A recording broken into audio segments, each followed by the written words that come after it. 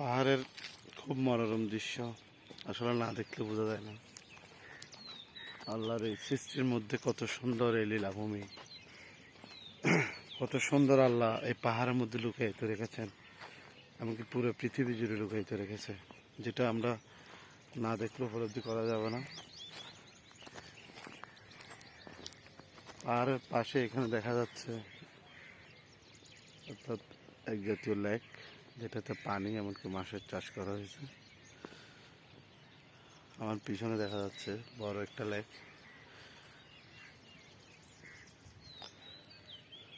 আর এটা হচ্ছে হেলিপ্যাড, যেখানে অর্থাৎ হেলিকপ্টার ল্যান্ড করে।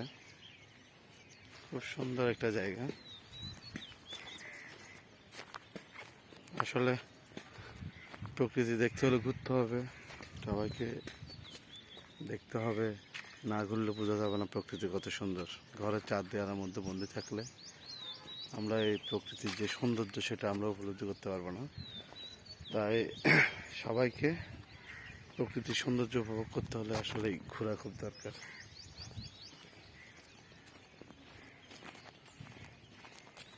ধন্যবাদ।